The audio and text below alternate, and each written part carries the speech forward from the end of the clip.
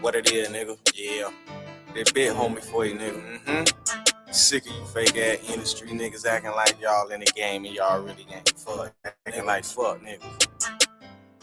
This planet for you. I feel like Lil Boosie, man, you niggas gay. These niggas gay. The street ass niggas stay up out my way. Get out my face. I'm in the trap, I ain't tryna rap on sway. I'm in the trap. This planet for you. I'm out this world. This planet for you. Planet for you. I feel like Lil Boosie, man, you niggas gay. These niggas gay. The street ass niggas stay up out my way. Get out my face. I'm in the trap, I ain't tryna rap on sway. This planet for you. I'm out this world. Wake up in the AM and the reefer get sparked. Dude. Real trap nigga dressing like Shannon Sharp. I'm clean. In the streets, it ain't nothing but some wheels and sharks. I jug with finesse, yeah, this shit is an art. Smoking Oreo, shit is purple as dark. Dang. Return of the Mac, bitch, I'm feeling like Mars. Rocking all this jewelry on them one like Kyler Murray. Yeah, that bitch pretty, but she only give me flirts. With my girl at the bar, we taking some shots. Toast. Get them lows and easy, I got folks at the docks. Sipping ginger tea in the morning, it's hot. Healthy, fake ass jury, boy, your ass need to stop. Boy, stop. I feel like Ja Rule, all the hoes holla. Waves don't swim, I just came from the barber. I stepped in the room and she digging my posture. Who that? Jumbo shrimp, I'ma dip it in tartar. It's good. It's planet for you. I feel like Lil Boosie, man, you niggas gay. In the street ass niggas stay up out my way. Get out my face. I'm in the trap, I ain't tryna rap on sway. I'm in the trap. This planet for you. This planet for you. I feel like Lil Boosie, man, you niggas gay. In the street ass niggas stay up out my way. Get out my face. I'm in the trap, I ain't tryna rap on sway. This planet for you. Yeah, nigga.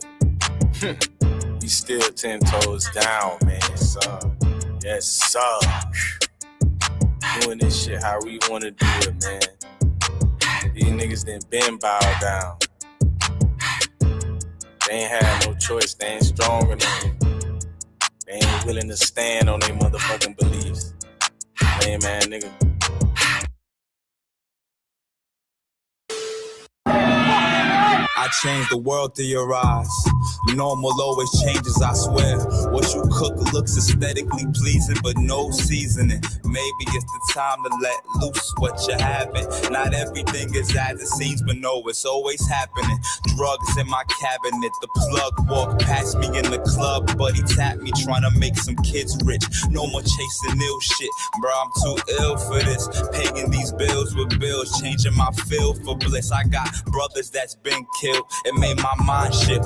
I don't utter a sound. I let you judge what you want. I know I've been on the ground. Coulda got hit with a round of round news, splitting my image and brows. Am I limited? Limitless death holding me down. And my pigment is the loudest. Wait, I'm smoking loud. Let me finish it. I'm one of one in the crowd. I can't act like I don't know as of now what my mission is. I told a story once or twice about where I wanna lay. Stuck in the future, that's why I flights delayed. Hoping to give back, no kickback, and death from what I pay. They say we ain't a man. Yo.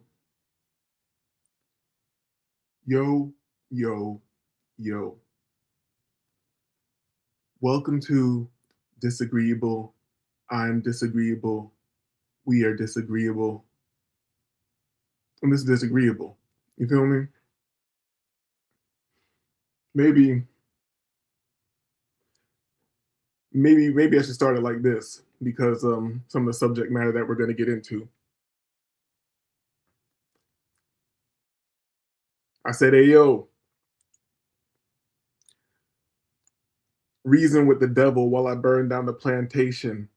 Black magic incantations and quartz crystals. Better learn to discern, or they might get you. A Fed case and some fake friends is a big issue. No biggie, no puffy, more money, no problem. I solved them, it's so funny. Cold world, stop crying, get a coat. Man, I should have saved more when I was flying through the dope. It's 2020 hindsight. I had a vision in the dark like a nightlight. I sold heroin and coke, it hurt. God, yeah, I cried in my palms. It turned into psalms. You can't tell I'm stressed, I look calm. They say still waters run deep. I hope I don't drown in these streets. Let's get to the show.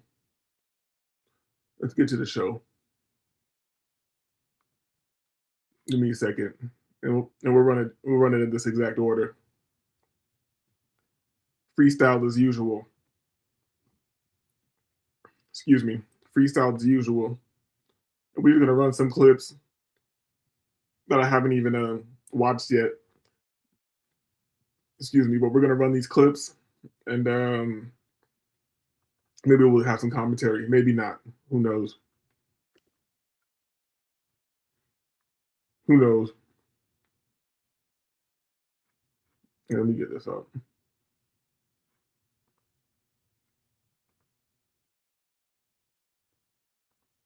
Yeah, let me get that up there.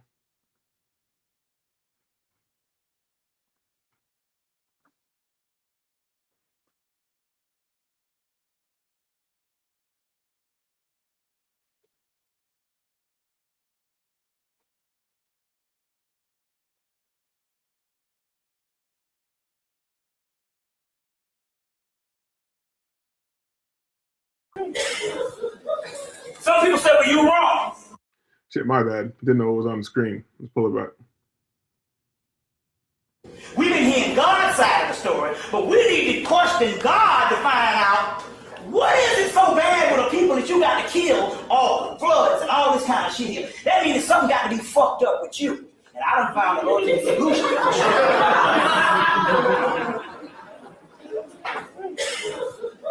Some people say, well, you're wrong. Well, did you see the Matrix? How many people saw the Matrix?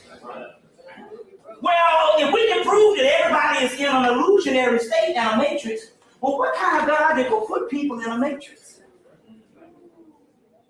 Something got to be wrong with him anyway. But the mere fact is, and what you're going to prove in a few doggone minutes, this, that they are trying to hide something based on the humans that they don't want you to know. And it's a whole host of the archangels that don't want you to know this shit. You see what I'm saying? First of all, they are your enemy, and they don't want to help you. Now, let me get two things straight to you right now so you can understand. Does God love you? Yes. God does love you. You get this shit right. The preacher's all right. You're saying, now you're confusing me. Does God love you? Yes. God loves you in your human, physical body. It is your soul that he hates. So he says, I am a God of the living and not the dead.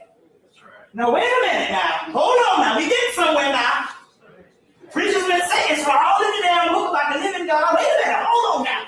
If you're the true God, why aren't you a God of the dead? Oh, now the goddamn walls are tumbling down now. He said, I am a God of the living, but not the dead. And we need to think about it, like, is living and dead literal terms, or are they metaphorical terms? Like, I'm not the God, I am the God of the living, even like be awake, be enlightened, and not the God of the dead. That's why you have things like let the dead lie with the dead and things like that. But I think it might be literal. You feel me? And while you are, it's possible. I'm not locked into any particular paradigm, but while you are locked in your human form, you're able to be used and siphoned upon. And let me just keep it simple. Just while you're in this physical living form and you're able to be used, this is where this God is ruling over you and either giving you favor or not giving you favor or whatever bullshit that the people who are trapped in religiosity are trapped in.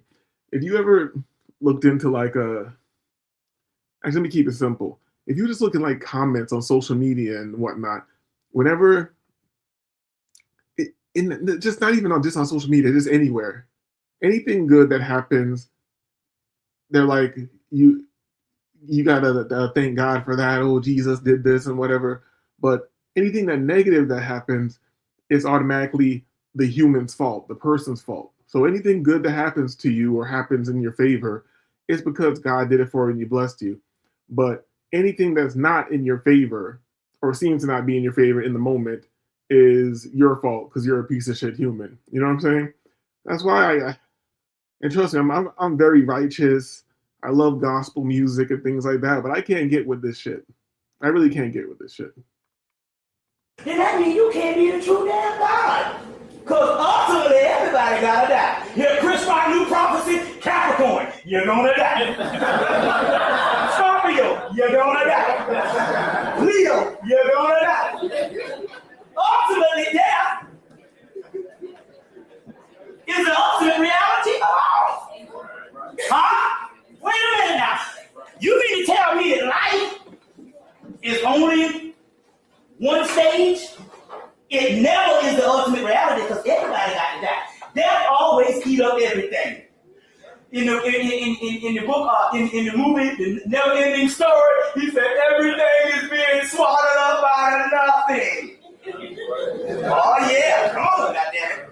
He said, I am the God of the living, but not the dead. But if you God, why aren't you a God of the dead? Since when most motherfuckers figure they're going to get to God when they die, well, that's a bitch, man. I want to die so I can get to heaven. But he said, no, I'm a God of the living, not the dead. He's a living God. So that's my God is a living. I say, wait a minute. To suggest your God is a living God, also that suggests there's got to be other gods. Because if your God is everything and no other God exists but him, what the fuck does it got to be living? And why ain't he the God of the dead? Osiris is the God of the dead. Okay? All right. Then we getting somewhere here. Go and get Raphael Patton's and Robert Gray's Hebrew myth. It might be out of Hebrew myths. It might be out of print. But also, if you can't get it, I just want you to buy the book for one damn word. If you don't get that. If that one is out of print, then I want you to get this one. Hold on 1 minute. Y'all with me? Is everything all right? We got to get into some stuff. What I want you to understand is this. What the Hebrews identified in the Raphael Patton's book, Greek Hebrew myths. See, that's the book. See, John Henry Clark said, get Hebrew myths. Because before the shit was a religion, it was an advanced mythology system. So when Joseph Campbell said Hebrew religion ought not be invented, he didn't say Hebrew mythology, which was an advanced mythology system, which an educational system was science. He said the Hebrew religion, which is the bullshit where you historicalize something. And you make the biblical patriarchs, which is astronomical figures, which is never on the Egyptian wall, you make them into historical beings. Like Solomon, and David, and Abraham. And you grown-ass motherfuckers, 15 PhDs believe these damn people believe these motherfuckers live. Right. That crazy shit. You gotta break out of these fairy tales. And like I said, I didn't preview this. I didn't know if there was going to be a visual, the audio quality, any of that. But understand, this is from the VHS era, and this is probably a VHS that's been dubbed to a VHS, dubbed to a VHS, then which was then uploaded and rendered onto the internet and shit like that. So if the sound quality is an issue, it is what it is. But think about how incapable the human is of even transferring information or even having a real grip on the information that you've already attained. You feel me? What makes you think that you're getting an accurate interpretation of some shit that was written by some guy or some demon or whatever the hell hundreds of years ago? And don't come in here with your religiosity. Oh, you're talking about the Bible? No, I'm talking about all you niggas. Feel me? I'm talking about you Islamicists, talking about you Christians, you Judeo-Zionists, whatever the fuck you are. I'm talking to you Catholics. I'm talking to you Satanists.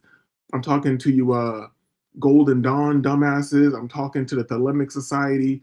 I'm talking to the I'm talking to all you niggas. Feel me? The Temple of Set. A bunch of idiocy. You feel me? All you really have is your direct experience. That's all you have. Shit. It tells you in the book, Awaken the God Within by Hilton Twyman. I told you this before on my tapes years ago. Get Davis through the jail. Hold on, I was looking over here. We have Platypus. Shout out to Platypus. He says, Bobby's protege, Brother Panic, is my cousin. Well, was my cousin. He died recently. Hari Krishna, I don't want to hear what that nigga has to say either. You know, if that's your thing, you know, I'm not here to disrespect anybody individually. I'm here to disrespect everybody as a whole, and hopefully it will get people to think. Because even people who have something negative to say about Bobby, they'll be like, oh, Bobby said this or this or this. Nigga, I don't give a fuck what Bobby said. Bobby's number one lesson was don't follow any nigga. Don't join any groups. Always have a reference point. You feel me? And that's the beauty of Bobby. Niggas will listen to all these motherfuckers just run their mouths and sound eloquent because oh, you don't sound abrasive, or you seem as if you have emotional control and you don't say or and shit like that. Oh, he's so intelligent, I should follow him. You're easily manipulated. You feel me? Because your discernment is very low. Now, I'm not talking to you, Platypus. I'm talking to the general public. You feel me? And I fuck with Panic heavy. Panic had some of the deepest breakdowns ever. You feel me? And that's crazy that he's your cousin. And this is another thing that adds to how weird this matrix is. This illusion, this samsara. I'm so connected. Like, am I the only one living this weird experience? Because I'll tell people about my life. Like, now I've been watching all this Bobby Hemmitt, all this Panic for so long, and then boom, a guy who I joke around with in my chat is Panic's cousin. That's odd to me. You feel me? And that's personal to you. So I don't want to get too deep into it. But maybe you're his cousin, so you have more information. Maybe I should say it so you can correct me if I'm wrong. Excuse me. I don't trust, or I'm suspicious about how Panic passed away. How out of nowhere, B.O.B. was parroting all his information online and then getting all the glory for information that Panic's been talking about, giving him no credit, not mentioning Panic, and then out of nowhere he links up. Then out of nowhere he links up with Panic. You feel me? He's all with Panic and shit. Then Panic ends up start doing more psychedelics out of nowhere and shit like that. Always talking about the psychedelics, and I'm just like, yeah. Here's another thing. I don't talk about my part in the psychedelic world. I'm a psychedelic legend, a legend. You feel me? I don't talk about that much. You feel me? I touch more people in the psychedelic manner than most people have ever or ever will. You feel me? I'm talking about thousands of pounds of psilocybin mushrooms, isolated mushrooms. Feel me? Every time you clone a single mushroom, that mushroom quadruples in strength. And then you can clone it again, and it'll quadruple again. We were doing some things that were probably unsafe. You feel me? So enlightened a bunch of people, probably made a bunch of people go insane. But this is an illusion. You feel me? Let me get to the point of what I want to ask Platypus. And here's another thing. Why I can be so mundane and ignorant and also so spiritual at the same time. Here's a commonality between Bobby and Panic. They were suckers for love. You feel me? They were tender. They were soft on a bitch. You feel me? And I feel like that might have been their downfall. You feel me? And Panic said it openly. He said when he met what's her name? I forgot her name, his wife or whatever. Oh, either I'm gonna be with her forever, it's gonna be my wife, or she's gonna kill me. Guess what, nigga? I feel like both happened. And I'm not gonna say too much. Because I watched that shit happen. And then I watched after she passed, they did a little video. Like for one, a guy builds and he puts it out there for free. He builds a crazy catalog. He puts it out there for free. One of the first things she does is take the whole fucking catalog down. You feel me? And then she's sitting up there with all dressed in black, like it's a fucking scene from Martin talking about with B.O.B., some nigga he just met. Now you're out there. Oh yeah, Panic had passed away, and this and that. That just seemed like a ritual to me, and it got done to him. And then how it got done? Because you were soft on a bitch. You feel me? And that's crazy that you came in and mentioned it, because I'm not even playing Panic. You feel me? I'm playing Bobby. I'm not mentioning him. You came in here and mentioned him. And I fucked with Panic heavy. And it's not really my place to you know what's so odd too? You're Panic's cousin, and the other homie, Dat Naga, knew Panic too. He actually met Panic. I don't know if you ever seen Dat Naga in my chats. Dat Naga met Panic personally. He was going to the classes and shit. And I said the same thing to Dat Naga, and he was like, yeah. He's like, yeah, you're probably onto something. You feel me? And I don't go too deep into it because I try not to be disrespectful. And I'm not a nigga who knows everything. But once niggas start coming around and they starting to press on you to do more psychedelics, and so the psychedelics are the key to everything. They're gonna save you and all that shit. Nigga, there ain't no fucking mushroom that grows out of shit gonna save you. You feel me? You save you. It might allow you to save yourself because, contrary to popular belief, if you understand how the mechanism of the psilocybin and the psilocin within the mushroom works, it's not making you trip balls. It's not speeding up your brain. Oh, I'm tripping, my brain's speeding up. No, it is slowing down your synapses. It's slowing down your patterns within your brain and how you work, how you function. It's slowing it down. And what happens what happens when it's able to slow down? You're constantly operating off fear, fight or flight. You're constantly operating within these modalities. You feel me? We're constantly operating within these modalities. You feel me? It slows it down so you can decide what you want to do instead of doing what you've always been doing. That's the secret of the mushroom. You can decide what you want to do instead of doing what you've always been doing, because you're not going to go directly into that neural pathway that you built. You feel me? And we know that it's been proven along with it, and that's why it's nice to pair it with lion's mane mushroom. It heavily influences and helps your neurogenesis, building new neurons, new neural pathways. Therefore, you can make new decisions. And if you can think differently, make new decisions, you can live a new life. That's how it works. But it's you who has to do it. And I've been in these psychedelic conferences. I've been to Concordia. I've been around these multimillionaires and these military contractors and all these motherfuckers. You feel me? Who were very interested in me. You know why? Because I wasn't interested in them. I don't care about your millions of dollars, hundreds of millions. I don't care about your landing strip in your plane behind your house, behind the laboratory that we're working in and shit. I don't give a fuck. Fuck you, nigga. Fuck you, nigga. You feel me? And that's why I had to get away from that, and why I decided to go down the path of trading. You feel me? Because I want to be totally independent. Because I realized my business partners and everybody's all impressed. Oh, you know this guy, he's doing this. And all I could see was, oh, so you crackers just want to get rich off the mushroom now. You feel me?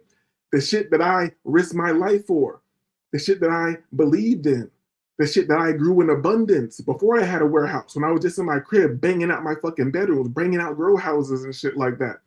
The shit that you did that because you were hustling, because you wanted money. Yes, on a mundane level, yes, I wanted to reap the rewards of the monetary gain. But feel me? But guess what? I was still selling drugs. If it was all about money, I would have just sold coke, only coke. You feel me? I specifically went to the mushroom because I believed in it, and I wanted to put down the coke. I could have just kept going down to Southwest Miami to Kendall and going to see my Cuban plug and picking up that pure pack of fucking. Let's talk about it, dog. I could have kept just going and getting the fucking fish scale down there. I went with the psilocybin mushroom because I believed in it in a while.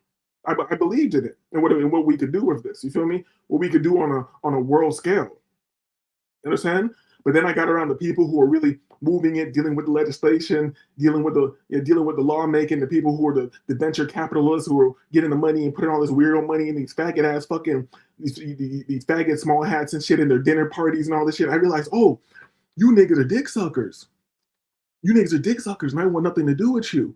Because the conversation was always some weirdo shit, some self-aggrandizing bullshit. Oh yeah, we in the military contractor dick sucker motherfuckers. Oh, you know what we could do? We're gonna be able to do so much for our servicemen and dealing with PTSD and all this shit. I'd be like, nigga, I know you niggas. I'm here at the dinner party with you. You niggas just want to get high. I don't relate to you, nigga. I don't relate to you, cracker. I don't relate to you, you cracker. You feel me? I didn't do this to get high, nigga. Getting high disgusts me. I'm not like you niggas. You feel me? Do I like to alter my consciousness? Yes. But you niggas are running from something. I'm running from nothing. Even if I'm pissed off, I don't roll a blunt, even though I haven't smoked in a while. Even if I'm pissed off, I'm not a type of, oh, I need to smoke. I'm so upset. I need to wind down. Hell no. I've been fired up, hot as fuck. I sit there and roll the blunt in the ritual, which rolling a blunt is. You feel me? I'll roll the blunt and I'll sit that shit down in front of me and I'll cross my arms and I'll sit there and I'll fucking burn and seethe and think until I bring myself back to equilibrium, until I bring myself back to homeostasis. You feel me? And then I'll indulge in the plant medicine. You feel me? I'm not like you niggas. Huh? Anybody who might be hearing this, who needs to hear it? I know a lot of people believe in these things and it's all love and light and we need to do mushrooms and this and that. Nigga, you haven't done more mushrooms than me ever in your life. You'll never do it. You haven't done more psychedelics than me ever in your life. You'll never do it. You haven't had the combinations. You haven't been on the shamanic journeys. You haven't had the harmine with the DMT, with the matcha tobacco, with the passion flower, with the datura, with the mint leaf. You feel me? All in the combination with the copy leaf from the Amazon. You haven't done this. So I'm here to let you know it's not going to save you. You save you. You feel me? These dick-sucking military contractors talking about, I was going to do so much for a serviceman and PTSD. And never once at any of these meetings and dinner parties and shit that I was at did I hear a motherfucker say, yeah, what about all the niggas in jail? The niggas who really did the research. What about the niggas who are still sitting down because of this research, because of the real psychedelic, the grassroots research that got your faggot ass here even talking about it, walking around with their little hors d'oeuvre trays with the microdose chocolates on it, handing it out at your party, you fucking bitches. You feel me? I'm sorry. I apologize. I got a bit worked up. I apologize. I apologize to the chat. The platypus, he's the only one talking. I know somebody else is here, but I just want to say, yeah, let me not say that. Platypus says, we lived together as kids in Queens. His father was married to my aunt. Panic is a legend to me. Dog. And when he passed away, it hurt my heart. It hurt me. But I felt like I could feel it coming. It's very odd. I felt like I could feel it coming. I don't know if you indulge in his or consume his content, but one of his most profound breakdowns was the breakdown. Even like most of his movie breakdowns are just ridiculous. Like you get tired of movie breakdowns because it's all the same shit. But his breakdowns were different, and I don't want to get into all of them. But one of the most profound ones, if not the most profound ones, was the breakdown of School Days. You know that nigga movie by Spike Lee and Lawrence Fishburne is in it, and Tisha Campbell is a light skinned bitch in that, and she plays a light skinned bitch. School Days was one of the most profound breakdowns I've ever seen. You feel me? So R.I.P. to Panic. R.I.P. to Panic. I am only not gonna. Oh, yeah, I remember his wife's name's Khadijah. And I'm not going to speak ill of Khadijah only because I know he was so tender and soft on a bitch that he wouldn't want me to talk about her. Even if the bitch killed him, that's how soft and tender he was on a bitch. Even if the bitch killed him, he still wouldn't want me to talk bad about her. So I'm not going to talk bad about her. But I have my suspicions. And fuck B.O.B. If I ever see B.O.B., I'm smacking fire at him on GP. Whatever happens after that happens. If I get jumped, if I get shot, you feel me? If I catch a case, whatever. And hopefully if God, if there is a God or there's a controller of this matrix, he will have me never come across this guy. If I ever come across this guy, I'm smacking blood fire out of him. You feel me? And maybe I should bring some people up here who know me in real life. This is how I always moved. You feel me? This is how I've always moved. I've always tried to put things in God's hands. Sometimes I think things are wrong, or even I personally been wronged in life, and I'll be like, you know what? I'm not gonna do nothing about it. And God, universe, controller, whatever it is, if you don't want me to do nothing, don't have this person. Don't have us cross paths. I'm not gonna hunt them. Even though I might know where they are, I'm not gonna hunt them. You feel me? So, there's been times where you will cross paths again. I see you like, you know what, God, I guess it's in your plans. Anywhere, jumping out the car. But that's my old life. You feel me? It's so weird how the lower chakra is so addictive. You feel me? How I'm so far away from that life, and I strive to get further away from it. I strive to be more of a professional. You feel me? But I think about those days with a fondness. Hopping out. I remember I was like, this is. I was in the backseat of my homeboy's Mitsubishi. You feel me? This was a 2-door. You feel me? We're in Aventura, high end, like let's say it's a rich area. I'm in Aventura, Florida, by the Best Buy. You feel me? I just somebody who I told that I smacked him in the mouth like 3 to 5 years ago. I look out my boy's window and I see this nigga getting out his car in front of Best Buy. I told my nigga stop the car. He's like, huh? What do you mean? I'm nigga stop the fucking car. Let me out. He just stops it right there, lets me out. Boom. Walk over. Yeah. This nigga was getting out of his car with like 4 of his homies. Niggas didn't do shit. And is it because I'm some super tough guy? I just feel like I'm protected. You feel me? God wanted him to be smacked. He's like, you know what? Nobody else is gonna do it. Nobody else is gonna do it. So I say that to say this: don't let me ever see B.O.B. Don't let me ever see that nigga. You feel me? And I don't even know why I went on that rant, but I feel like it was necessary to go on that rant. The spirit touched my soul. It was necessary to go on this rant. This was supposed to be a very chill show, listening to some concepts, randomly freestyling as I do, listening to some Bobby, getting some Tracy Twyman, getting some Robert Monroe, maybe give some commentary or whatever. But Platypus had to come in here and mention that goddamn he's Panic's cousin. You feel me? Mention Panic, and thinking about Panic just got me hype right now. Huh? And guess what? And guess what? Plat, since you're his cousin, you would know that the nigga wouldn't even be mad for me being hyped like this, the way he was smacking up niggas in New York and all types of crazy shit. Boom, bap, bap, bap. Boom, bap, bing, bang, bang. You feel me? You know that nigga wouldn't even be mad about how I'm moving right now. So it is what it is. All right? All right? Shout out to the people in the chat who are like, aren't saying anything. Shout out to the people in the chat who aren't saying anything. Probably some white people. Oh, this guy is chimping out. He's chimping out. Yeah, you're right. You're right. Fucking, yo. Hold on, let me get it together. Let me get it together. Yo, you know what's so crazy? Panic has told a story on his channel about his homie who died, who was a part of the group Screwball.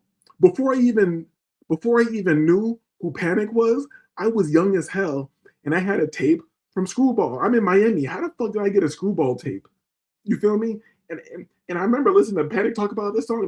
He couldn't remember the name of the song, and he's like, they had the song Hostile or something. I was like, yeah, I remember that when I was like fucking 12 or something. Listening to this shit like 11, like HOSTILE. That's what you get your me or something. Yo. And then later in life, I'm listening to Panic lectures, and he's talking about this is the nigga, his homie who died, and that guy from that group is the guy who came to him in a dream or whatever and told him about the Panic Pack. And then the Panic Pack, he ended up running crazy up. Then he ended up running crazy money up of making that herb pack. You feel me? Look how weird this matrix is. You feel me? Look at all these connections. This shit is just odd. This shit's fucking odd, bro. But yo, peace to Panic. You feel me? Peace to Panic. And I know it's closer to you. And I don't want to keep talking about him because he's your cousin and shit. I know that shit be hurting, dog. You feel me? We are humans. We are in this mundane existence. Even though we might know that he got out of this shit and he's probably escaped, flying around, building some new worlds or doing whatever the hell you do. You feel me? Because he probably came down here like Bobby under his own volition, consciously. It still hurts that the avatar is gone, has evaporated. You feel me? So I'm gonna try to get out of this mode. But shout out to you, Platypus, or maybe F you. Or maybe F you for sparking this up energy. I didn't plan to get on this path right now. That's why it's just it's so hard for me to relate to people. I'm like, sometimes I really feel like I'm in a video game and nobody else in this shit is real. And I'm like, how have I lived so many fucking lives already? How have I lived so many lives already? What the fuck? What is this shit? Let me play this. Let me play this. I'm gonna try to change my mode. What the fuck? Giant with one pebble. The pebble is the philosopher's stone, is the pineal gland. The giant represents your. You know what? And maybe that's what Platypus came in here, and it maybe we're done with Bobby for now. Give me a second. We'll move on to Robert Monroe. Because I don't know, maybe if Bobby got me turned up and he came here talking about Panic, and you feel me? Like, man, shout out to Panic, man. Weird ass motherfucker got to take out of here. Feel me? Your wife's supposed to take care of you. You feel me? You're in here fucking eating candy and shit, sweating in your house and shit. That shit is not good. They probably poisoned them. Fuck. Man, look. My bad, dog. The fuck, man. My bad. I apologize. I apologize. I apologize. All right, let's go here with it.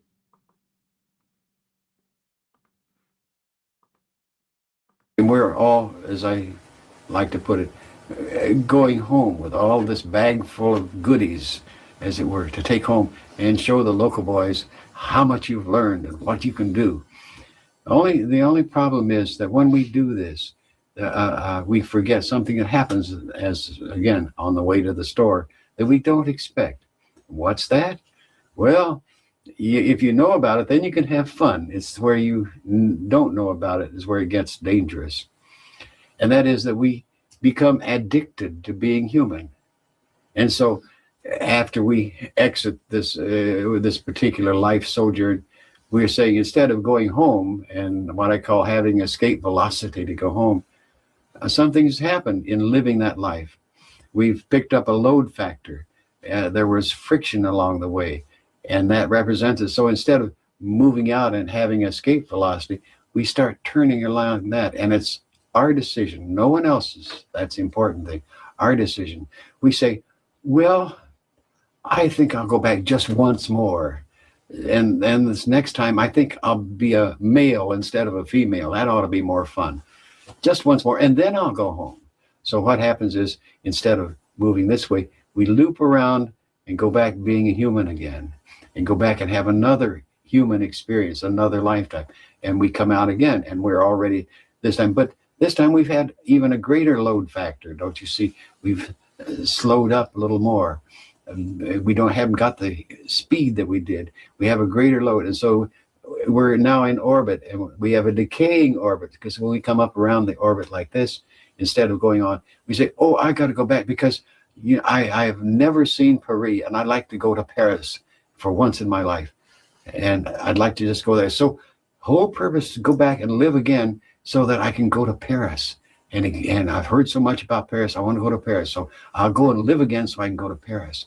And as you can see, each time you pick up in each succeeding lifetime a greater load factor, so that as you go through this, your orbit decays more and more as you go through this, living these successive lives until you get locked in tighter and tighter and tighter, till you are locked in being human so tight that you forget where you came from.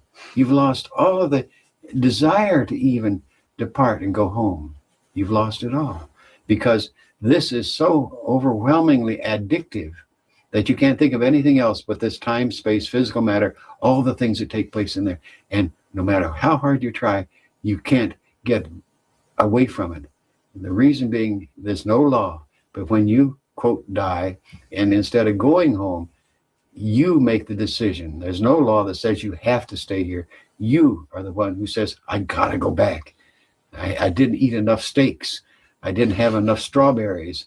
I didn't have enough children. All these kinds of things. Or I didn't have enough sex. Which is, anyway, that's how we lock in as being human. In so doing this, now the next trick is, well, what happens? Well, why don't we recognize this more and more? Because we are so deeply addicted. So we develop an excuse, which you call belief systems, to rationalize this process. But it's all done in this local traffic human terms. This is the difference. As a result, somewhere along the way, you begin to find cracks in the belief system. You begin to find reasons that don't work quite well. That's the analytical thing coming into it. Says, hey, wait a minute, something wrong here. This doesn't work out. 2 and 2 makes 6. No, wrong. Try again. You begin to find out that there are some holes in the cracks, and that's when you begin to regrow and begin to, so that successively you begin to start on your way out again, and you begin to have a higher and higher orbit as you learn more, and in these successive lives, till finally you got escape velocity, and then you do go home. And that's what it's all about.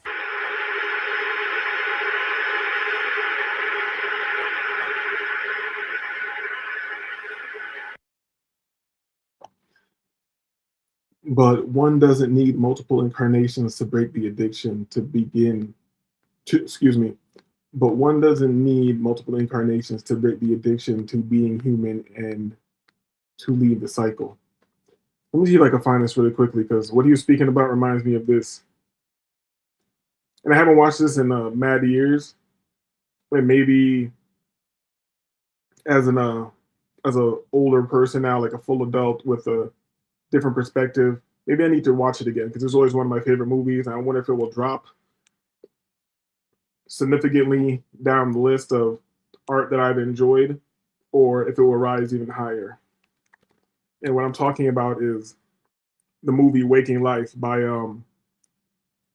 Richard Linklater. If I'm correct, I believe Richard Linklater. You feel me?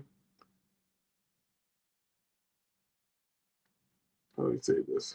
Something just popped up here. I want to save to watch later. So let's save that to watch later. Waking Life, autistic.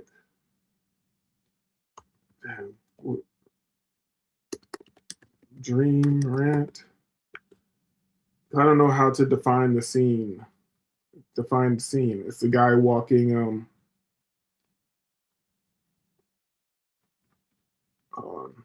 Give me 1 second. Waking Life. Better title it. It just reminded me of this right now. The dude who's walking, and he sounds autistic while he's talking. It's right here. It's when you hear that part again. Escaping velocity. I remember where I came from and how I became a human, why I hung around. I remember where I came from, how I became human, and why I hung around. And now my final departure schedule. This way out. Escape. And now my final departure is scheduled. This is not only eternity, but infinity. So I mean, fucking profound. Fucking profound. I definitely need to run this movie back again. I definitely need to run that movie back again. I don't know if anybody is platypus, you're the only ones talking. I see other people passing through, but they're not saying anything. Hit the like button if you're not going to say anything. Have you ever watched Waking Life? Have you ever watched Waking Life, platypus? And now I'm seeing the scenes as I was looking for that one, and it's like, damn, I really need to run. Yeah, I do need to run this back. I do need to run this back. All right, let's go back here. I should just have said. Let's go back to Robert Monroe. It's our decision, no one else's. That's the important thing. Our decision.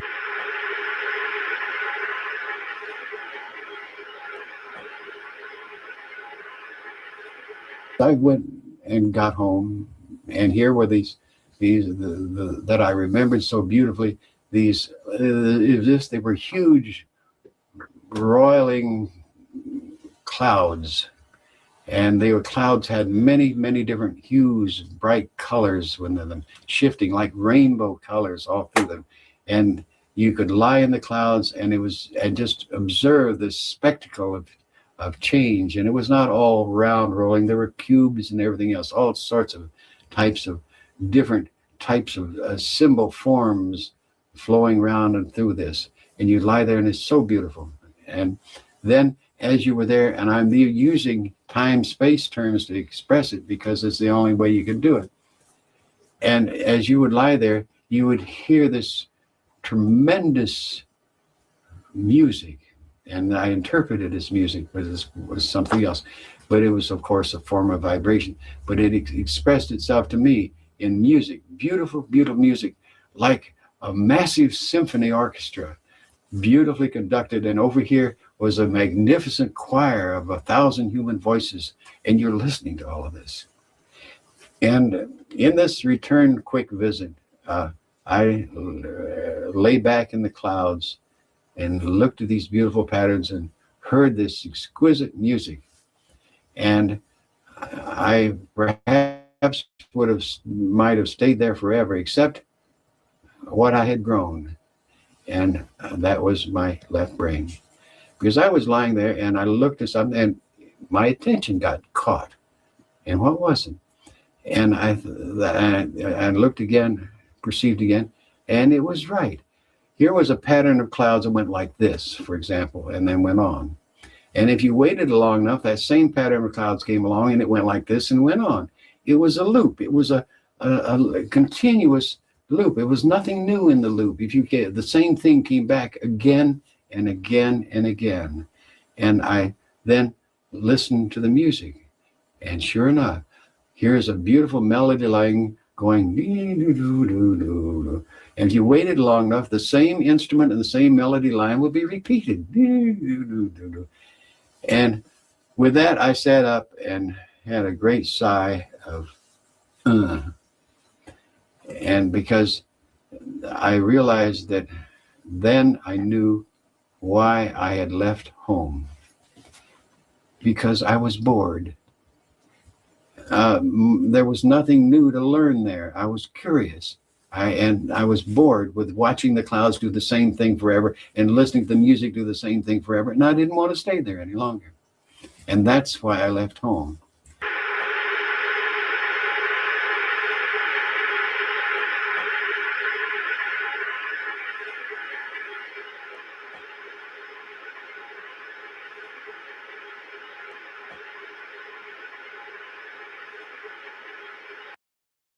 Now, you can take what you will from this. Like, this channel is the I'm pretty sure this is like a near-death experience channel or something, and people kind of the assertion of this channel is that a lot of this shit is a trap, a simulation, something trying to get you to come back into this system of duality or whatever. So they'll use people from popular culture, psychedelic consciousness culture, and shit like that to make their point, you know. So that's what they're asserting in these inserts. The simulation, dual astral physical matrix, is not our true home. Is there anything else? I will go beyond everything, escaping velocity, not only eternity but infinity. You dig? Hold on. Let's share this tab instead. What man wants this? You feel me? I know we're talking about concepts beyond the mundane, and people want to believe that concepts such as race are mundane concepts, and maybe they are. But I feel like nothing is by mistake. There are distinctions. You feel me? And this specific type of man seems to want chaos, strife, and whatnot. You know, because you even hear in these so-called, like, I don't know what you call these circles, like these titles they have for themselves, white nationalists or we was Vikings or whatever. They'll talk about how their so-called IQ is higher because they were in a harsh environment and they had to develop a higher IQ to survive and shit like that. To me, a higher IQ is moving to a tropical, lush environment where you can just chill and think all day and vibe. You feel me? And goddamn, the trees are offering you food from every direction, and you eating from the tree and consuming the flesh of the tree is not destructive at all. There's an argument that, um, let's say for example, because you can say life consumes life. Period. You feel me? Like you can look at the animal world. This we are in a hunter universe, but then again, we are, in theory, a step above the animals, and we have these things on Earth that are everywhere called trees, and these trees offer you their fruit because when you consume the fruit from the tree, you are doing the fruits, you're doing the tree a favor. You feel me? You're consuming the fruit and you are moving the seed away from the tree. That's one job the tree can't do because it's using you to do that. So it's offering you this fruit as an exchange for moving the seed away from the tree and proliferating itself through that mechanism. You feel me? That's why I've decided to, on this next cleanse that I'm going into, to go fruitarian for a while. Let's see how long it lasts. Let's see if it lasts a few weeks. Let's see if it lasts a few months. Let's see if it lasts a few years. You feel me? What's good, Shaka? What's good, Shaka? This show has taken a turn. You feel me? It's taken a turn. I'm glad you pulled up. I'm glad you pulled up at this point. You feel me? You didn't need to see what was going on earlier. You're sure you have of course you have the freedom to run it back or whatever. But Platypus triggered me a bit. Feel me? Not that me and Platypus got into it at all. Just he mentioned someone, and that triggered a stream of consciousness. A stream of consciousness. You feel me? Platypus, if you got anything to add, I know you don't hit links. I know you don't hit the links, but whatever. Feel free to add something. Because I'm looking right now because the next clip I was gonna play is some information Tracy Twyman was putting forth, but the clip is kind of annoying because it has like music or noises playing at the same time, and what she's talking about is kind of creepy, and it was kind of getting into the concept of the like it's like ritual magic type shit. Like, have you ever seen Rosemary's Baby? I've only watched that movie one time, and I don't even think I was as knowledgeable as I am now about things. Rosemary's Baby is one of the creepiest fucking movies ever, and it's creepy because it's super accurate. It's super accurate. And before she goes into when she gets raped in that ritual, and the guy thought that she ate all the mousse or the mousse. You feel me? She had threw it in a paper. I don't know. Did she feed it to the dog or put it in a paper towel or something like that? But she threw it away. You feel me? So she was halfway in and out of being drugged, so she could see what was going on, like all these nude people in the room around her, graping her, and then the literal devil coming in and graping her or whatever. You feel me? And Tracy Twyman had connected all these things that the Minnie Mouse, the Minnie Mouse, or the Minnie Mouse, you feel me? The moose, and it's often used in these rituals to drug and the Mickey ears and how that's connected. Like it gets deep. It gets deep. But I was only going to play like a small section of that. But since I decided not to do that right now, I will at least do this. Let's do this. Because if there's anybody who's interested in things like that, you can let me add this to the stage. Yeah, let me share this tab instead. Let me add this to the stage.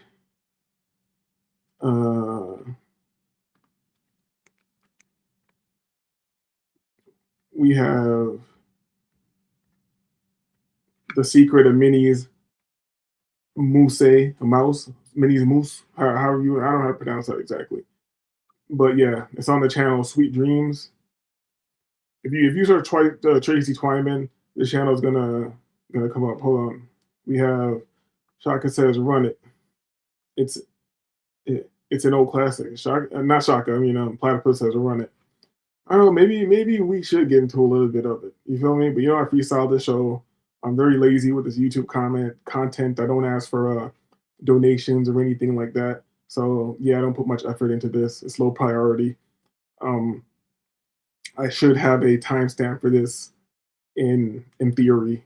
You feel me? I should have a timestamp for this already, but I don't. I don't. But give me. Hold on, hold on. Maybe I go here with it. Let me go here with this. You know what? I'll make timestamps for that. I'll save that for another show when I want to get into that. But for those who aren't familiar with Tracy Twyman, I know they have this thing right here: the 5 most disturbing concepts in Tracy Twyman's clock shavings. What is clock shavings? Clock shavings is a book that Tracy Twyman wrote about her her interactions with the entity, supposedly Baphomet and Cain and other ones. Like she was doing Ouija board ceremonies. But here's the thing about Tracy Twyman. She was very kind of, I don't know, is deadpan the right word? Is impartial the right term? I'm trying to get into it. She was just looking at things to look at them. She didn't really give a shit. Have you noticed? You know how like a Satanist will be real creepy or whatever, and they're trying to be creepy. They are trying to be creepy. I want to talk to the devil, bro. You feel me? I want to eat the baby's foot or whatever. Like she wasn't like that. She was just like, they say this does this. Let's look at this, and then something would happen, and she'd be like, oh, and just and observe it. You feel me? And then she got kind of wrapped up into it. But how she was approaching it was from, I won't say exactly a scientific perspective or a method, but it was what's the word? What's the word for so what's the term for research it's not particularly science, just a study, I guess, like a study. You feel me? So in the book Cockshaven, she documents like having these conversations with the entity that was saying that they were Cain or Baphomet, and then her ending up making a cult and doing all types of weird shit, and then actually being directed to make a more efficient Ouija board from the entities. You feel me? So she went from using the good friendly kids toy that you can get at the get basically anywhere. I think you can still get it at Walmart and shit like that. She went from using that type of Ouija board to constructing her own Ouija board, which in the end it came out looking more like a bit of a Masonic temple Ouija board. You feel me? Like the board was like a temple.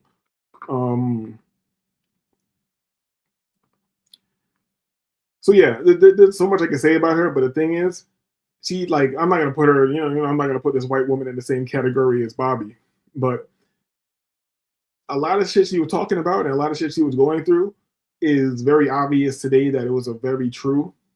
You feel me? Because besides being into all this weird shit and getting caught up in it, she was also very good at connecting dots and researching, and she was kind of exposing some like child trafficking rings and things like that. And how she died, she was already getting threats that she was going to be made to hang herself, or at least looks like she hung herself. You feel me? And that ended up coming to fruition. She was found hung in her garage when she was not the type that would do that. I don't know if people who are into this weird shit, into weird podcasts, you might have heard of the THC podcast, the Higher Side Chats with is it Craig or Greg? I'm getting mixed up right now, but it's one of those Craig Carlisle. His best friend ended up connecting with Tracy, and they were researching these rings and trying to expose these rings. They say like Arizona is a hotbed for these rings or whatever. You feel me? The same. Let me not say day, but like the same exact time within like the same week that she was found hung in her garage. Greg's best friend, which was working with her to look into one of these cults or whatever, that same day he went and took his dog for a walk, and then somehow he ended up in a mental institution and just gone. He just fucking going out of his fucking mind. The guy who has this paranormal type podcast, he's scared to talk about it. He doesn't really get into it like that. So it's very strange. And she was talking about things like AI manipulation, real time AI augmentation of websites, digital gaslighting, and things like that a while back, before it's like prevalent now. Because, excuse me, because these concepts have kind of been proven. If you look at, let's give a very mundane example. If you look at like Netflix now, from what I understand, because I don't have Netflix anymore, but from what I understand, a lot of TV shows that people have watched over the years, they're watching them on like digital platforms, and the digital platforms has removed chunks of the show. They're saying things that weren't said in the show originally. Things have been changed around. You feel me? That's real time AI. That's real time AI augmentation. So if they can do that, that means they can just gaslight you and make you think you're crazy. You feel me? But well, let's not I've said enough. I digress. Give me a second. Give me a second. Let's get this up.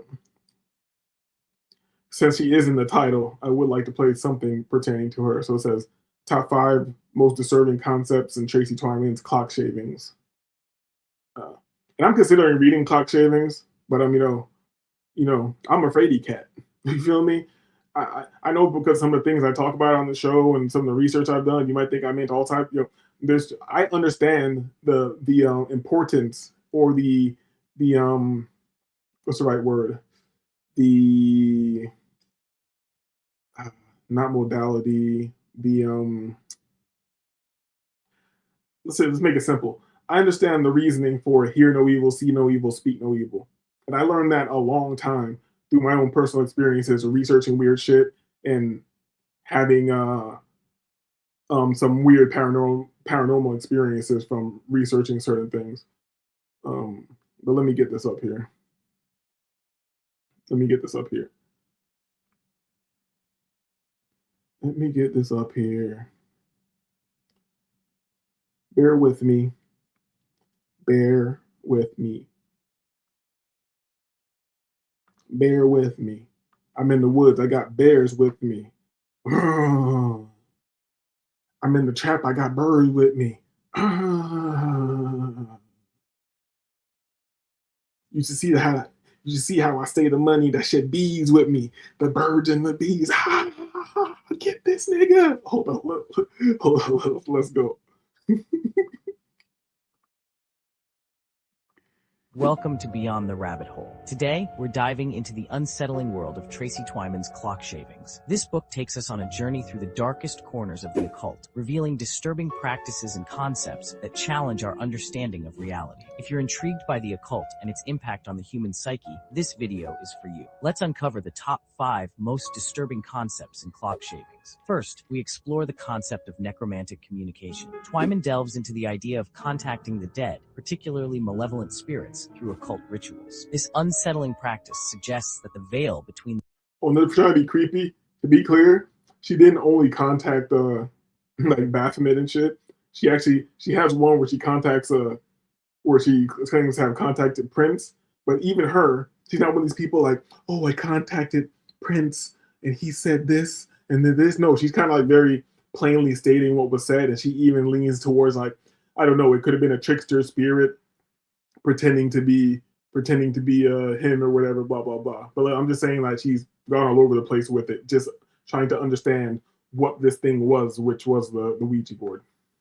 the living and the dead can be pierced, opening a door to forbidden knowledge and potential dangers. Twyman describes how these rituals can invoke entities that may not be easily controlled, leading to terrifying consequences. The boundary between our world and the afterlife becomes fragile, raising fears of what might be unleashed. Next, we examine the connection to Baphomet. Twyman delves into the dark history of this figure, often associated with satanic and occult practices. The book suggests that Baphomet is not just a symbol, but a real entity with a long history of influencing human affairs in sinister ways. Twyman portrays Baphomet as a dark force that manipulates those who invoke it, often leading them down a path of madness and destruction. The very act of engaging with this entity is said to invite malevolent forces into our world, corrupting the souls of those who seek its power. Our third point focuses on the disturbing idea of time manipulation. Twyman discusses how certain occult practices might alter or manipulate time itself. The notion that reality's timeline could be changed through dark rituals introduces a sense of unease about the stability and reliability of our world. Twyman suggests that these manipulations could create temporal distortions, leading to alternate realities or parallel dimensions. And this can also be connected to the idea of CERN, the shit they're doing there, you feel me? Or even just rituals in general. Like a lot of people talk about how time seems very sped up, you feel me? You know, I'm not gonna get too deep into it, but you understand how that can translate directly into what some people claim to be experiencing, like the Mandela effect, things like that. The potential for these rituals to unravel the very fabric of time raises terrifying questions about the consequences of tampering with forces beyond human comprehension. Fourth on our list is the descent into madness. Throughout Clock Shavings, Twyman details her own psychological struggles as she delves deeper into the occult. The idea that exploring these dark practices can lead to a loss of sanity is deeply unsettling, highlighting the potential dangers of tampering with forces beyond our understanding. Finally, we explore the apocalyptic prophecies tied to occult practice. What is sanity? What is sanity? You feel me? Think about that.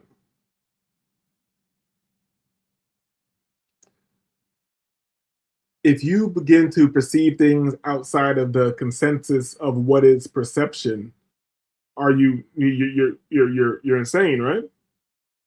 Right? Who knows? Let me know in the chat. Twyman suggests that hidden knowledge and rituals could play a role in bringing about the end of the world. This concept adds a layer of existential dread, as it implies that the pursuit of forbidden knowledge might trigger cataclysmic events. Twyman hints at the possibility that these rituals could awaken ancient, dormant forces with the power to bring about global devastation. The idea that human actions, driven by a quest for power, could unleash such destruction is deeply unsettling, leaving us to wonder if we are unknowingly teetering on the brink of an apocalypse. There you have it, the top 5 most disturbing concepts in Tracy Twyman's Clock Shavings, from necromantic communication to apocalyptic. And there you have it. You feel me? And there you have it. Platypus says, "I don't care what anyone says. It's Bernstein Bears." That's what I remember. Bernstein, just like Epstein Bears or whatever. Don't they try to say that it's actually Bernstein or something? I remember Bernstein Bears. If I just think about it really quickly, Bernstein Bears. That's what it was. You feel me? And people have, when it comes to the Mandela effect, people put forward like, oh, these are just little things that can be confused, like what the Ford logo looked like, or Kit Kat, or Chick-fil-A, or was it this, or how it was written, or these small things. You know, there are very large Mandela effects that have been observed, or things that you can talk about, like the positions of continents, things like that. You know what I'm saying? So it gets very deep. I feel. Let me not say I have no real position on that, because I don't need to have a position on the Mandela effect. I feel like shit's weird as hell. You feel me? I tell you, this entire reality is weird as shit. Makes no sense. Feel me? A lot of and I can understand how people can lose their minds or go insane or whatever, because how do I say it? I try not to speak to people about how I truly, truly feel often, because I feel like most people can't handle it. You feel me? If they start thinking how I think, they might get into some type of dark, deep depression, or get into suicidal thinking or something like that. Me, I just don't give a shit. You feel me? It can be slightly demotivating, demoralizing. You feel me? Might be able to make you a bit apathetic. But I feel like this shit is just a mess without reasoning. This entire existence is just a mess without reasoning. You feel me? But yeah. In the last part of the show, in the title, I had profound observations. You feel me? And once I get to this, anybody who hung around the whole show or anybody who watches this later, they're gonna be like, this guy went from Bobby Hemmitt, and then he had a crazy panic rant about psychedelic use and being soft and tender for a bitch. You feel me? And then he moved on to Robert Monroe and Tracy Twyman and Waking Life, profound observations. He's gonna talk about something really deep. This is gonna be so deep and profound. It's gonna change my life. You feel me? No. The first profound observation is you can't. Let me say it this way. You can't trust somebody who claims to love fat bitches. Huh? You can't trust the motherfucker who claims to love fat bitches because they are a liar, or they have a weird perverted self-esteem. You feel me? And I've come across dudes like this in my life. Dudes who are like popular, outgoing, in good shape, not completely unattractive, symmetrical. I'm not gonna say a man's attractive, but symmetrical or whatever. Niggas who hit the gym, six packed out, low body fat percentage, and they'll fuck with a big fat bitch. You can't trust a nigga. I've had niggas who have their life together, on a good path, getting money and shit like that, and then they'll have some big, stinky, greasy, nasty, folded over, gross bitch, and they'll act like that's their preference. You feel me? No, that's because you don't. This is somebody who really doesn't believe in themselves, and that's none of your business, really. But if they tell you that that is their preference, no, I just like it, and they try to justify it to you, you can't trust that man. You cannot trust him. He's not to be trusted. You feel me? That's the profound observation. That's a profound observation. You feel me? And I've been looking at this since I was like in high school, and I try not to judge people about who they choose to be with and things like that. But I'm like, God damn it. It's to a point where I've seen it too many times. Nigga will crash out over a fat, nasty, disgusting bitch, and on top of the bitch being fat and nasty, she'll be being sneaky and cheating on the nigga and shit. I'm like, nigga, what is wrong with you? What is wrong with you? You feel me? You're pathetic. You're pathetic, dog. You feel me? And being pathetic is their own business. I'm just saying, as you, for you as the observer, you can't trust them. You feel me? And they can never be in a leadership role. You feel me? These are social cues and things that you notice. And you notice like leaders, have you noticed leaders never really have fucking fat bitches? Think about it.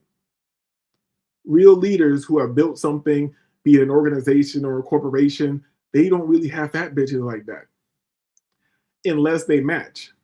Let me be specific about this. If they match, meaning this nigga is kind of a slob himself or whatever, and he's with a kind of slobby bitch, I won't question that too much. It is what it is. You feel me?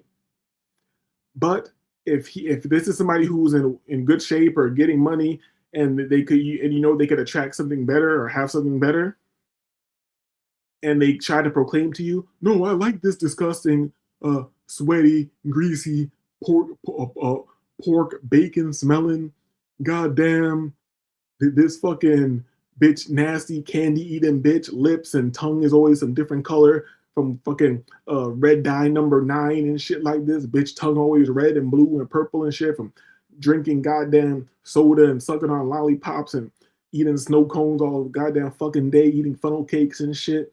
Fat piece of shit, all types of chins, turkey built bitch. You feel me? Bitch built like laundry day. Bitch built like a bag of laundry. Bitch built like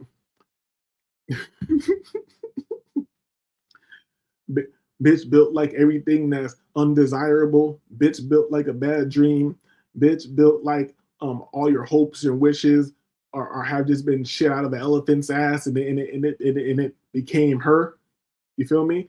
And this nigga tried to proclaim to you, no, I don't know what it is, man. There's just something about a fat bitch. I love her. That nigga's a liar.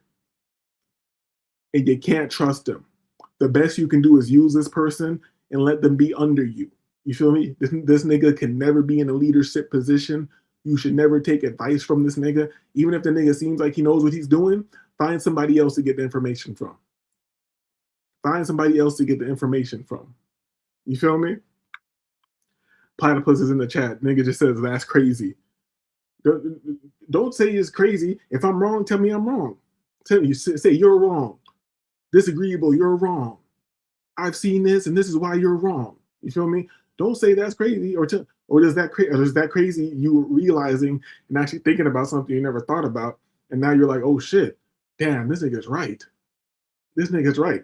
Because you know, Platypus, you black. You feel me? I know you've come across niggas or somebody in your life who's acting like, you know, I just like a big fat bitch. You know, I just like a sweaty, greasy ass, nasty. Well, her tips of her fingers are always orange from eating fucking cheese puffs and Cheetos and cheese curls all fucking day. I like a bitch who doesn't want anything better in life. I like a bitch who can't walk up the stairs. Your Platypus. There's just something about a bitch who can't walk up the stairs without getting winded. You feel me? There's just something. Yo, I don't know what it is, Platypus. No, dog. I really like it. I'm attracted to it. There's just something about a bitch who can't walk up the stairs without getting winded, who can't walk up 1 flight, 2 flight of stairs without being sweaty and having to sit down.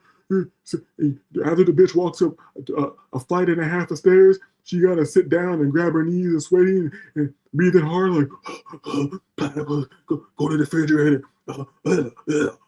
Bring me a Mountain Dew, please.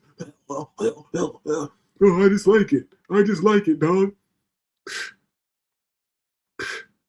You feel me? I will never let a nigga talk to me like that again in life. Any nigga ever tell me that again in life, and I should have been doing this younger. You feel me? Any nigga says some stupid shit like that to me in life, I'm gonna be like, word. If I want to be nice about it, I'm just gonna ghost you. I'm never gonna talk to your dumbass again.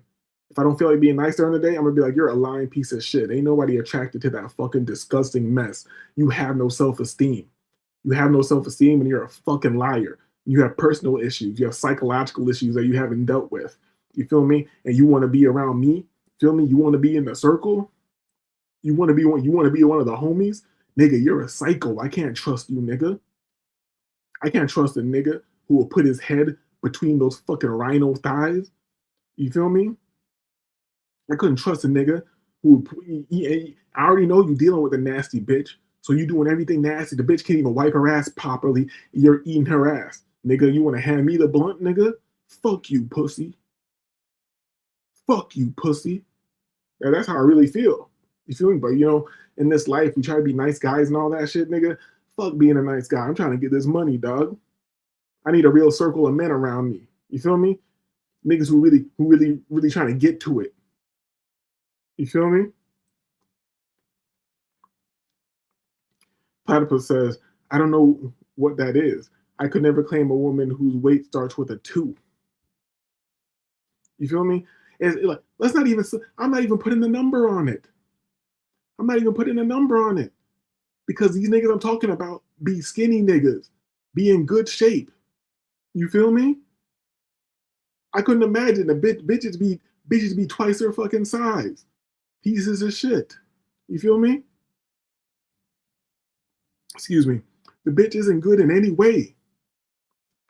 You think, look at this big, fat, sloppy, nasty fucking bitch. At least you can fucking cook. At least you can make that auntie flabby ass auntie arm. At least you can mix some macaroni and cheese and get some shit cracking in the kitchen, you fat piece of shit.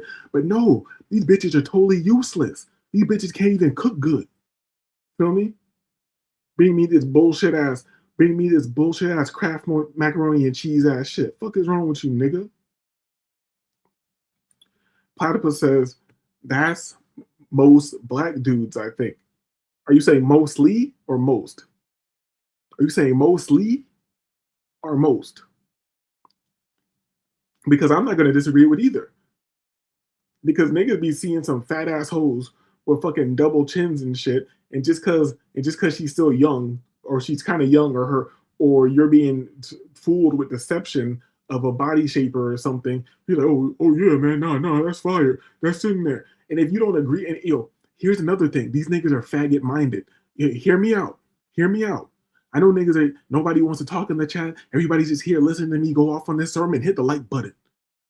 Hit the like button if you're too scared to say something because you're sitting there next to your fat, nasty bitch who's holding you back in life, reaffirming and enabling your mental issues, your mental psychosis. You nasty nigga. You don't want to say nothing in my chat. You don't even want to hit the like because you sitting there next to a fat, nasty bitch. You know you going home to a nasty fucking piece of shit. You feel me? But Platypus says that's most black dudes, I think. You know what? I'm not even gonna defend no niggas. I'm not gonna defend you blacks right now. You feel me? Because Platypus, we are we're exoticals. We're exoticals. Feel me? Light skin niggas. But I'm not even gonna defend you blacks right now. Huh? You see some fucking double chin ass bitch, and you, oh no, bro. No, she's fine. And you know how these niggas are fucking tender and faggot minded? You feel me? Because these same niggas will say to you, you like little girls. You like little girls. You like bitches who are built like boys, or whatever. You must be a PDF file talking like a hoe. Trying to defend and excuse your psychosis, your lack of self-esteem. You feel me? You can never trust a nigga like that. You feel me? Get that nigga away from you. The same nigga who will be like, oh, I don't mind my bitch having a wig on her head. I don't mind my girl having a wig. Girls like to make themselves up. You need to stay out of women's business. I don't mind my girl having a wig. Oh, so you like when your bitch comes to you, you can't even touch her hair, and she's got a fucking dead person's or some dead hair on her head, some wig, weave, some synthetic ass shit on her fucking head like a psycho. Got another racist hair on her fucking head, and you just pretending like you like it, nigga. You soft for the bitch. You feel me? I could never work with you, nigga. We can't never build nothing. Ain't no future for us, nigga. I can never work with you niggas. You feel me? And that's why Bobby Hemmitt is on the thumbnail of this shit. This shit's over, nigga.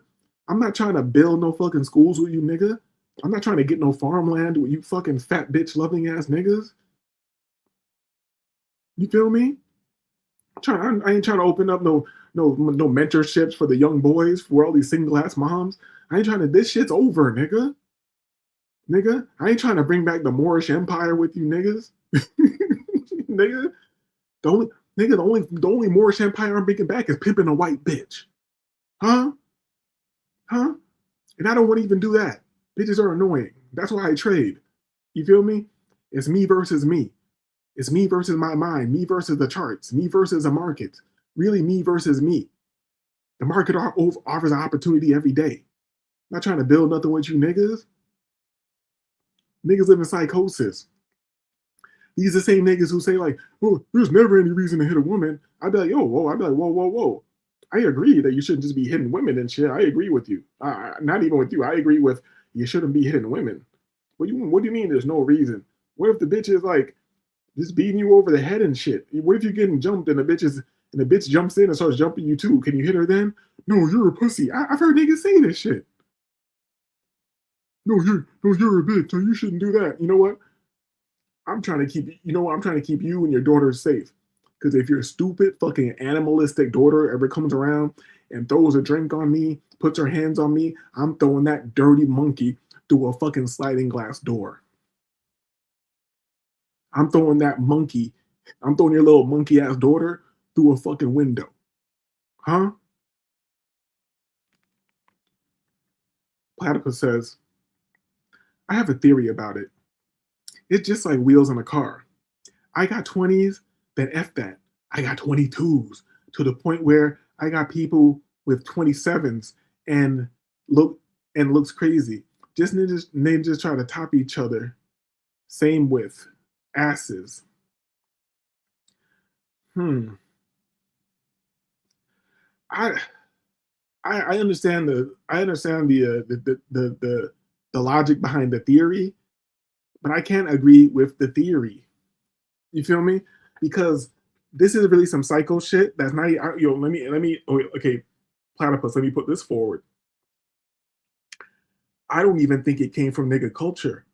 This whole giant ass thing has been pushed by the small hat media, for real. Because if you look back to the early 90s, bitches weren't big and fat. You feel me? The bad bitch wasn't big as fat. And an ass was just a nice ass. It wasn't a giant ass. Think back to House Party. Think back to House Party. Kid and Play, they weren't obsessing over a giant ass bitch.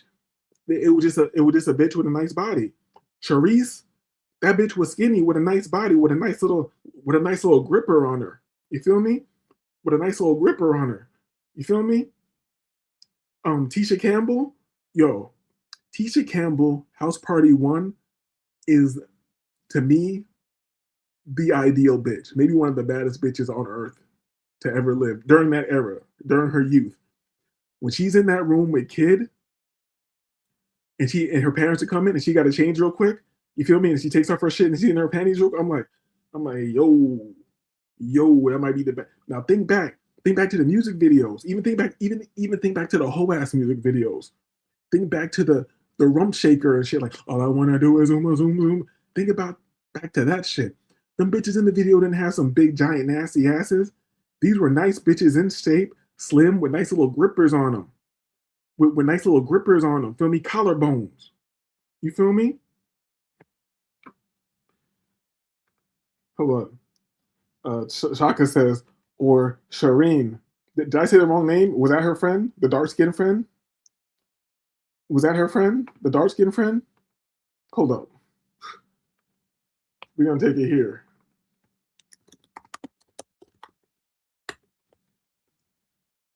We're going to take it here. We made all types of art. Yo, the other day I was searching on YouTube and putting in like all the pseudonyms I've had through the years. And I was finding music from like years and years ago that I used to have on Dat Piff and random music and remixes that niggas made like fucking 15 years ago, like shit that's on YouTube that I had no idea was still there. You feel me? Hold on, give me a second. You feel me? Hold on, let's go.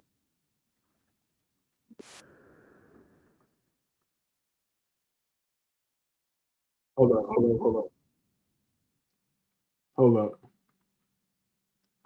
I remember I made this track. Wait. Platypus says, yes, but ninjas will take shit and run with it. But you can't just blame that on niggas. They use niggas to perpetuate this weird agenda because we have the most influence on the planet. That's not our fault. We just happen to have the most influence on the planet. You feel me? So it's gonna look like us, and we are still humans. We are subject to the same thing as everybody else. Propaganda. So the propaganda gets us. We start moving with it. You feel me? And then it is what it is.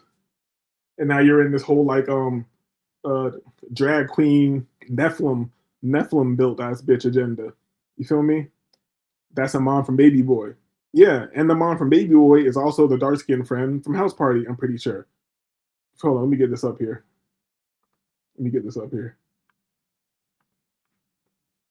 Yeah, I remember. Shout out to the homie B Wave. I remember we were just chilling at my condo and we made this shit for fun. I got up. I made this beat fast as fuck.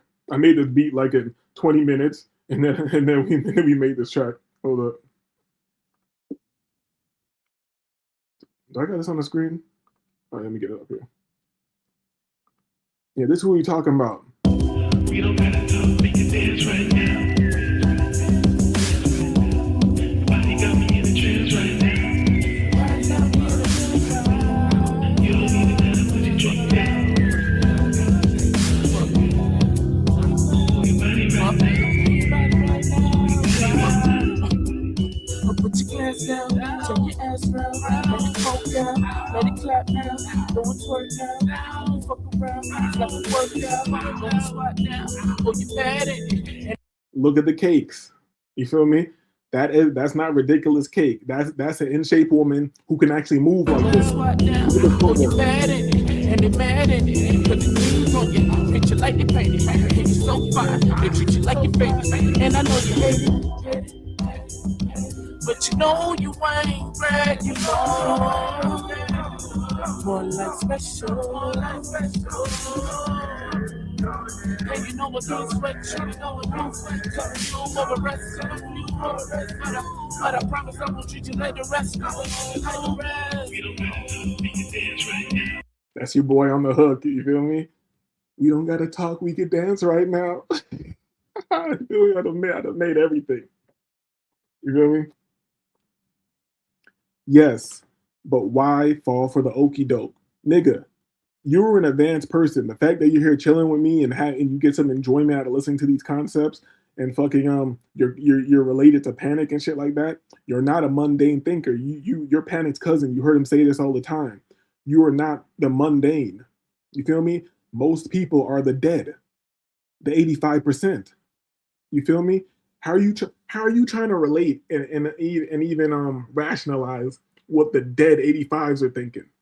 Feel me? Shaka can appreciate it. You feel me? Peace, Shaka. You know what I'm talking about. You feel me? We are at least in the 10% who have some knowledge of self. You feel me? We might not be 5%. I might not be 5%. Has true who has true knowledge? Who has a true? What's a 5%? Shaka. I know you in here and go, nigga. Put down that power line. Tell me this shit. Cause I know you, nigga. Put down that power line and that goddamn flux capacitor and shit like that. Just for 1 second, let me know. Because the 85 is the dead, right? And then the 10% is some guy you got like some knowledge of self. And then the 5% is a nigga who knows he's really God. Is that it? Is that it? Shaka, I know you're keeping the electrical grid up for the whole country right now. You feel me? I know niggas are relying on you. I know people who are on life support and who need defibrillators and shit like that. They're relying on you to keep them alive. You feel me? I understand that, but just let them flatline for a second. Let them flatline for a second. We need the 5%er knowledge, dog. The 85 are the dead, right? Maybe Platypus can answer. You from New York?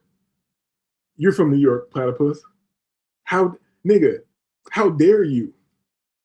How dare you try to relate to the 85 to the 85ers? The fuck?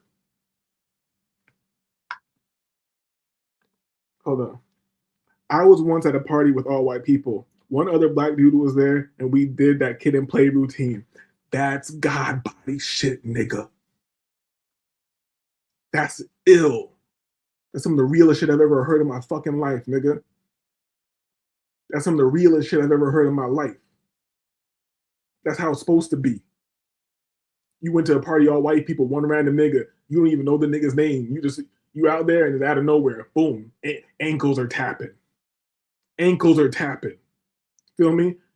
Niggas is hitting the James Brown split. Other niggas doing a fucking backflip over the sweep. Sweep the leg, Daniel, son. Sweep the leg, Daniel, son. You feel me? That's our God body shit. You saw another nigga, instantly tapped into the Akashic records. Instantly tapped into the ethers and shit. Huh? Well, you thought I was gonna laugh? You thought I was gonna laugh, nigga? That's some of the most serious shit you could ever mention, nigga. That's high science. That's flow state, nigga. That's quantum mechanics. Huh? That's the shit that they want us to disregard. That's the most important shit you could be doing on this earth. Yeah. I have a law firm. I passed the bar. I'm a doctor now. I work for crackers in a hospital. Oh, look at me. I got these degrees. I got a master's degree from the cracker. Look how special I am. Can you do the kid and play routine though, nigga? Can you do the kid and play routine? Huh? Nigga, you got bars? Can you spit a hot 16? No? Then shut the fuck up about all that shit like it's supposed to impress me. You feel me? Look at this. No rehearsal, just spontaneous, like I said, straight from the ethers. And we cleaned up. Huh? Let's go.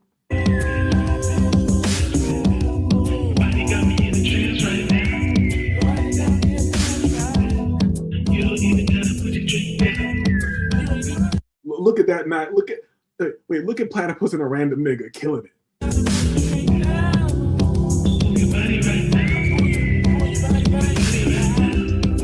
Seamless. Do you know the level of quantum mechanics? You know how deep you have to be tapped in and how in sync with with the source, tapping directly into 0 point energy to do some shit like that. Ankle tap, tap, tap, spin, back foot tap.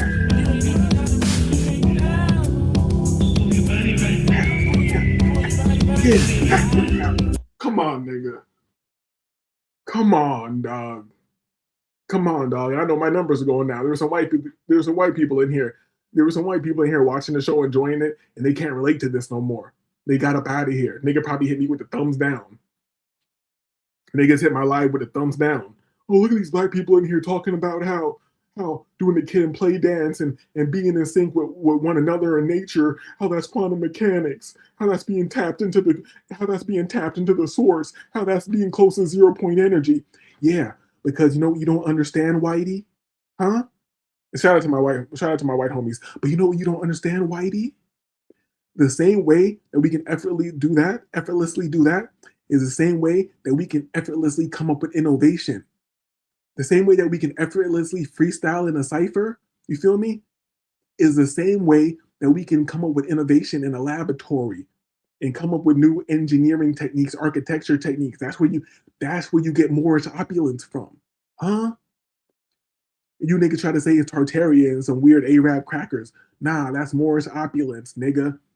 Everything is a kid and play ankle tap from the door handle to the steps to the banister to the crown molding to the foyer to the mezzanine to all that shit. Where do you think that shit comes from? That shit, that high science and art, that high science, arts, architecture, and mathematics comes from the same place as the kid and play dance. You fucking monkeys, and all you monkeys can do is hate from the tree. Stop chimping out. Stop being mad at the black man because we do this. What you say is real, what you say is real. Give you new edition. I'm talking Johnny Gill, I'm talking Candy Rain, give you my candy cane. I'm talking Novocaine, something that you can feel, but still know it's real. And you know when it's fake, and you know when it's fake, and you know when it's cat, and that gown is a cake, and the stars in the race, and I'm back to a break.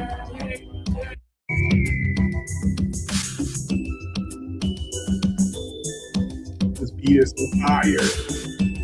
Guess who made this beat? Huh?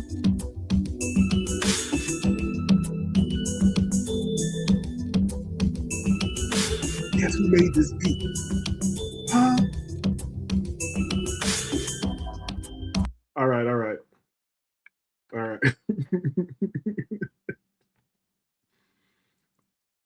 85% are ignorant and misled, 10% are oppressors keeping the 85 in darkness, and 5% are poor righteous teachers. You see, I've heard something totally different. That's interesting. See? But I'm from New York too. You know, I was born in the Bronx. But you niggas really grew up out there like that. I was a little kid out there walking with my grandfather who worked at the post office, retired from the post office. But I remember walking with him every day to some place that I didn't know what it was. And I found out later in life that he was running numbers. I found out later in life, and let me not say my grandfather, my great-grandfather. I remember walking with my great-grandfather somewhere, like every day. We walk to some place, and then we get there, and there'd be a bunch of niggas in there. It'd be noisy. You feel me? And then he'd do something. I didn't know what the fuck he was doing. And then on the way home, we stopped at a little store, and he'd get me a little ice cream. The ice cream would look like a Ninja Turtle, or it looked like Hulk Hogan.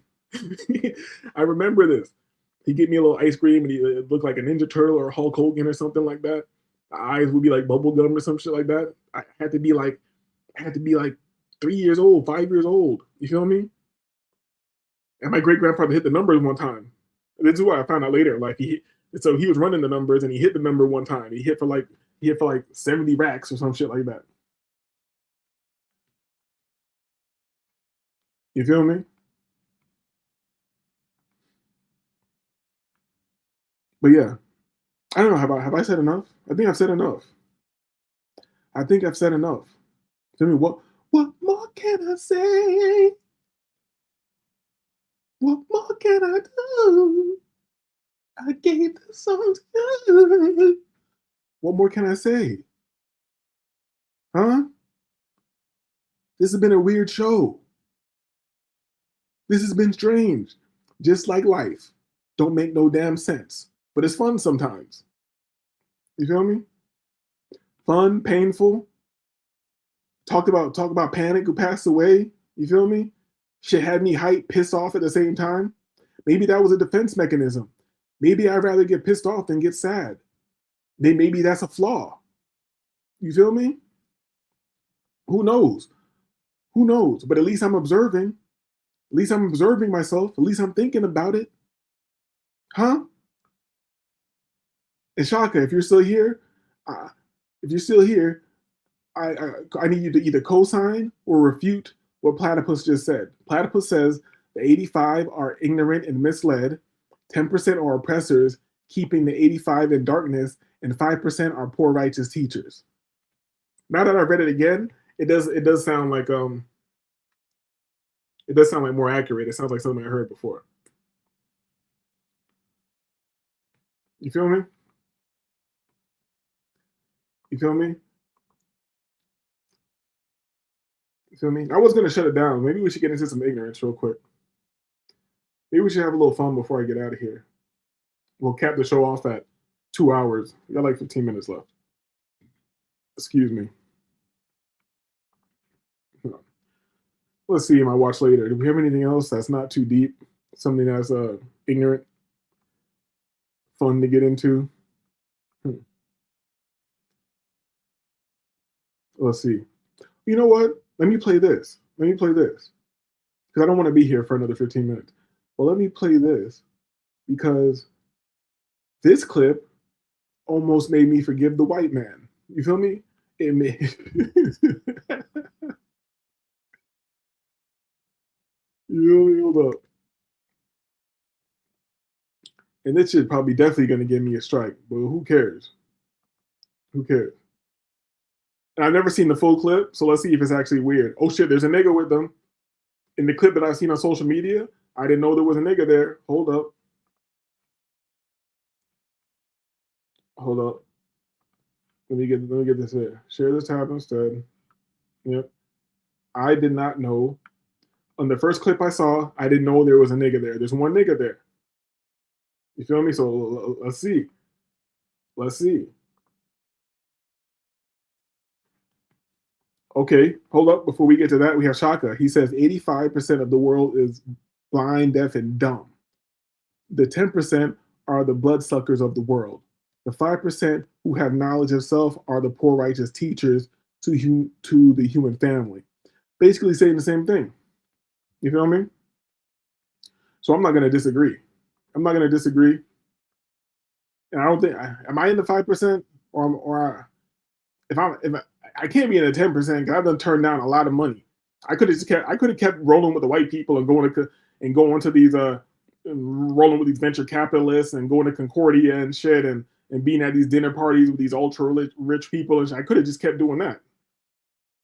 So So where am I? You feel me? It's not Bobby Caldwell, but shout out to Bobby Caldwell. And not just the original track he made. If you ever seen Bobby Caldwell, I don't know if he's still alive right now, but I've seen him, I've looked up videos of him performing live as an older dude, and he's still that nigga. Huh? Yeah, I said it.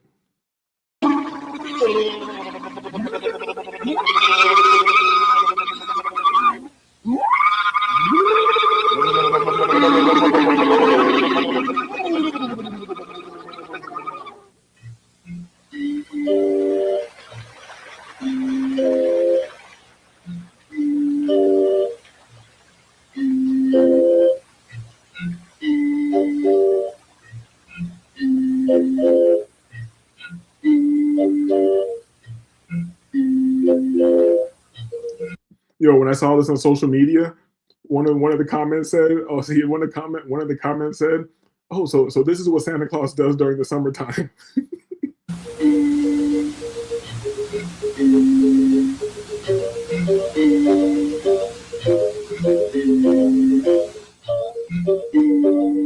Yeah.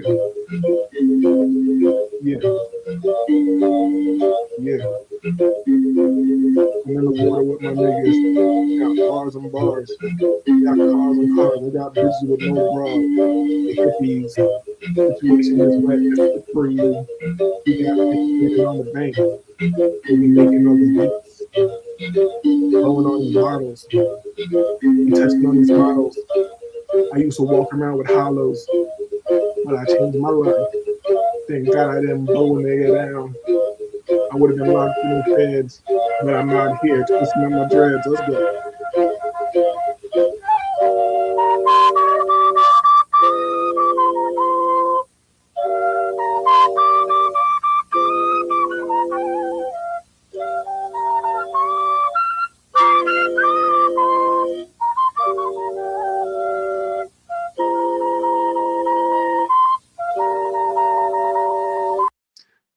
Shout out to the Moors. You feel me? Did we corrupt the white man? Was he really being that nasty in the cave? Or was he just trying to vibe and play flutes and shit in the water?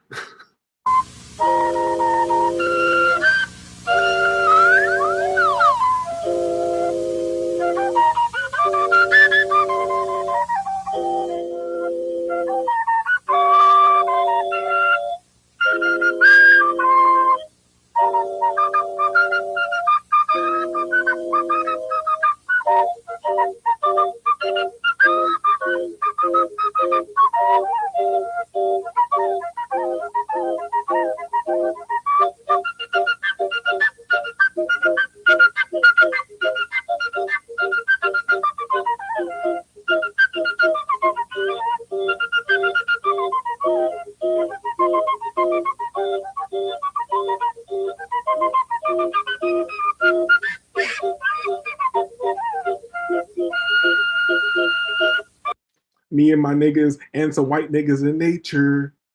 Bill Gates is a hater. This is disagreeable. I'm disagreeable. We are disagreeable. You feel me? Shout out to Platypus. Shout out to Shaka for participating. Shout out to Panic. You feel me? Shout out to Bobby Hemmitt. You feel me? Shout out to Robert Monroe. Tracy, even Tracy Twyman. You feel me? She might have been crazy, misguided, or whatever.